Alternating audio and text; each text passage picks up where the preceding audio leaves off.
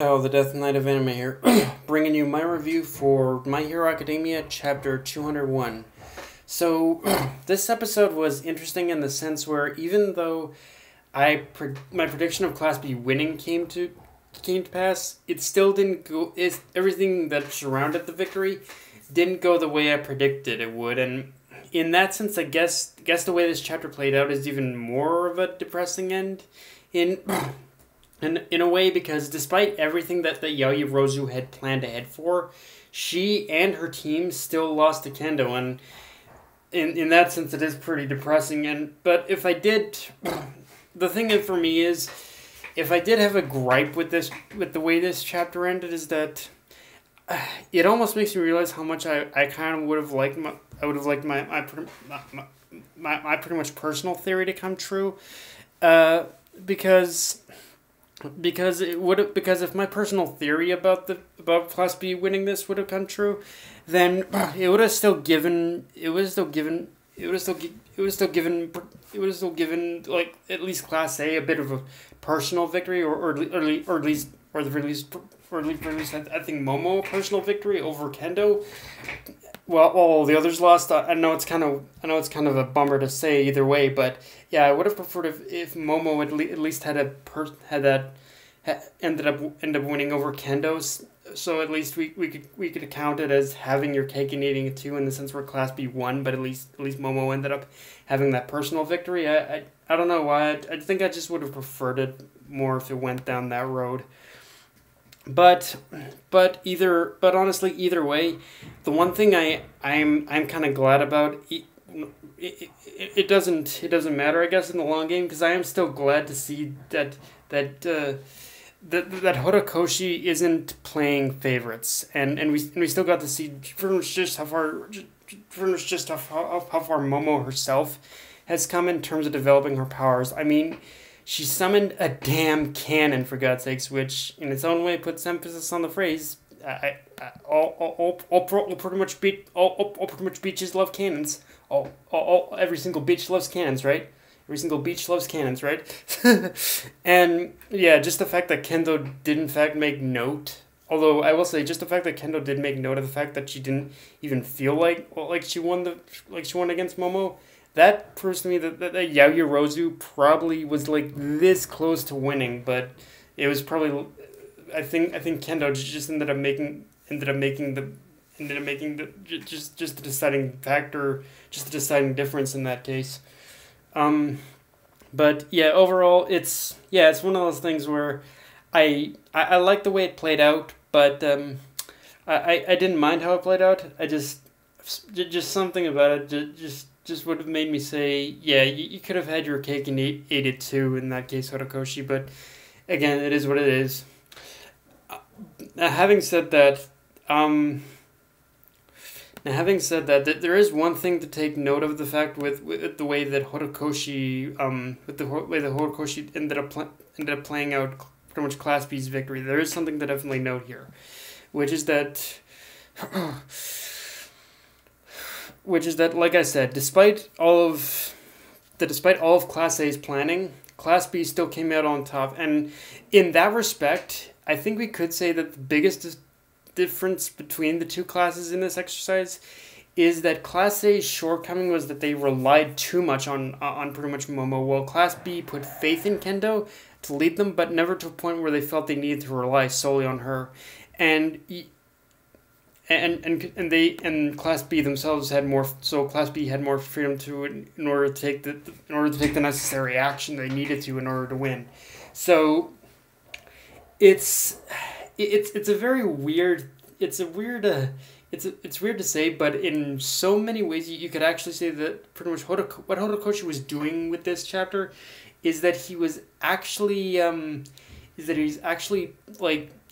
addressing one of the biggest issues that have existed in shonen series for a long ass time, which is that when you in most shonen, like whether it's Naruto, Bleach or whatnot, I'm excluding One Piece out there because every single one of the cast has can survive on their own, but definitely with Naruto and Bleach are the biggest have committed the biggest sins with this particular trope that Horikoshi is really fixed in this chapter, which is that what Horikoshi is poking fun at here and what he's fixing is that it isn't wise in order to focus.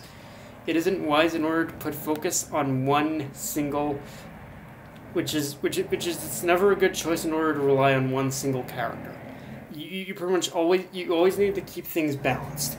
And with this chapter, he's literally showcasing that by class 1A, pretty much putting all their chips on Momo. They pretty much lost because of that fact. Whereas with Kendo and her team, that they pretty much, like I said, they pretty much didn't even. They of course trusted in Kendo to lead them, but never to a point where they ended up relying on her, and which again allowed them more freedom to pretty much take all the appropriate actions in order to fight back if necessary and even win. So yeah, this is saying the class B won because the class B won because they were pretty much allowed more freedom to act. Whereas with class A, they just kept relying on Momo the entire time. So Horikoshi, I gotta give you credit. You literally addressed a very, very interesting problem. I knew it was a problem, but damn, Horikoshi just blatantly outright showcased how much of a problem this is. Honestly, it's actually kind of incredible.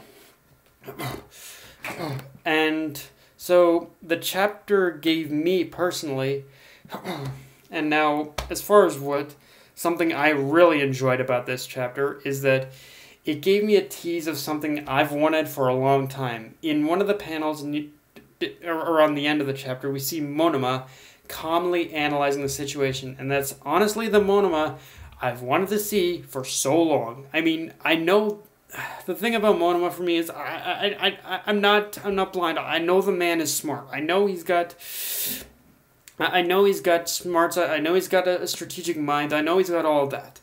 But the thing about Monoma is that it's always kind of hidden underneath all of his BS, underneath all of his cocky BS. And I've wanted just a moment for so long where Monoma isn't acting like a cocky asshole, or he's not acting like a cocky a-hole, and he's just being strategic. Like, he's being serious, he's being strategic. Like, I wanted a serious moment with Monoma for so long, and from what I see, we're pretty much about to get that. And yeah, I'm so happy, and I'm crossing my fingers. We'll basically we'll end up seeing the more serious side when it's his turn, because he's been stuck a bit in a stalemate lately in terms of development for me. So this is going to be both good in order to get that more serious side and to get some good development too. And I'm against Izuku. I'm sure they'll both learn something, and I'm sure both Izuku and Monoma will both basically learn something from this experience. And I'm sure with Shinzo being thrown in the middle, he'll definitely be a big part of both characters' development. And actually, as I was writing this review, I just kind of realized something. In terms of the fight itself, with basically Izuku and Monoma being on the same teams, imagine for a second, if you will, if Monoma manages to kind of, in order to steal Izuku's quirk of One for All. Just picture that in your head for a minute. And imagine, this is kind of all theory at this point, and it all depends on how Horikoshi plays this out. But yeah, imagine if Monoma ends up stealing Izuku's quirk, One for All. Imagine for a second if the effects of One for All, like if the memories of One for All ended up flooding into into Monoma's mind, and ended up causing him some pretty much severe shock or something. Like if the transfer actually affected Monoma's mind, that would be like if that actually happened, things would be blown wide the fuck open. Like everything that if that actually happened and Horikoshi actually played it like that, then everything that All Might has been trying to keep secret would be blown wide open from just the entire school. That, like, I don't know if he's actually going to go that dark. I don't know if he's actually going to go, if Horikoshi's going to go that far, but if he did, I don't know what I'd think in that situation. But yeah, it's just a little, I'm not, like I said, that's just a theory, but it's a little food for thought to just take in, like, imagine, like, yeah, it'll be interesting to see how, if that happened, and how it'll affect Monoma, and what Izuku and All Might will all have to do after that. Like, at that point, things would probably be wide open, and it would be interesting to see if that did happen, how like, this is something I've always wondered about, how the dynamic between Izuku and his friends would end up changing if they learn the truth about his quirk. So it's interesting to. So yeah, for now, I just had to leave it up to whatever Horikoshi decides, and yeah. But yeah, guys, that's my review for My Hero Academia chapter 201. If you enjoyed the video, like, comment, subscribe. Follow me on Facebook, Twitter, AniList, or Crunchyroll. That's not for me. Signing off. Later, guys.